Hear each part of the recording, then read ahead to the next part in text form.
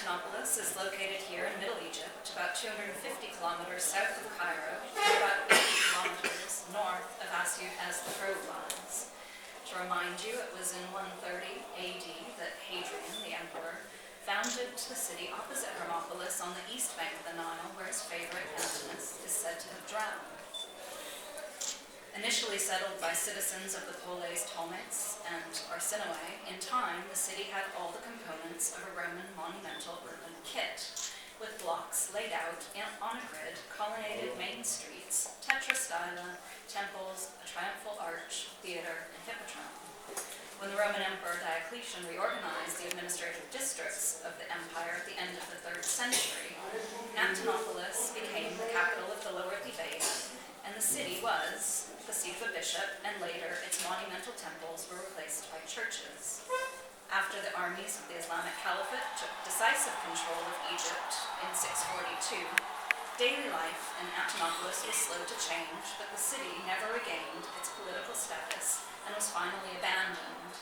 Today it stands adjacent to the village Sheikh-Abada.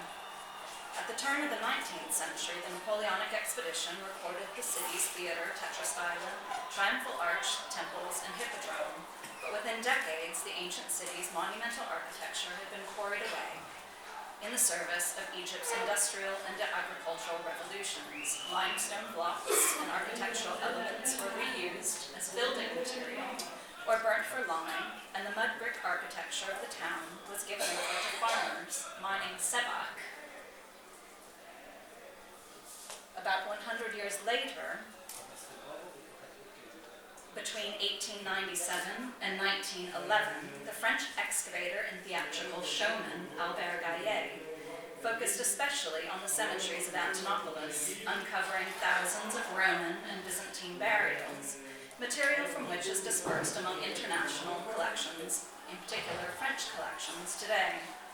From 1935 to the present, the Istituto Archeologico G. Vitelli has had the concession to work at Antinopolis, producing the first topographic map of the site and recording its settlement, its cemeteries, and outlining quarries, desert roads, and other features which demonstrate the place of Antinopolis in its wider context, as well as important studies on distinct object categories such as pottery, papyri, leather, textiles, and so forth. Since 2003, work has been directed by Professor Rosario Pintaudi, who initiated the publication of material studied by his international team in the Antinopolis monograph series, the first 2 volumes of which are now available.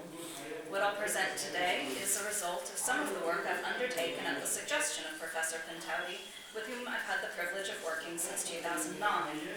In addition to thanking Professor Pintaudi, I'm also indebted to Dr. Peter Grossman, to the Egypt Exploration Society for access to their records, and to the Griffith Institute, Oxford, for permission to publish their images. Today, I'll discuss a brief interlude between the French and Italian work in Antinopolis when the Egypt Exploration Fund, now known as the Egypt Exploration Society, conducted excavation in 1913-1914 under the direction of John de Monets Johnson. Because Johnson's career as an excavator and papyrologist was cut short by the beginning of the war in 1914, he is one of the least well-known figures of the early decades of EEF archaeologists and papyrus hunters. In fact, it was not in the field of ancient history or archaeology that Johnson would make his mark. Today, Johnson is best known for the John Johnson collection of printed ephemera, today held in the Bodleian Library, Oxford University.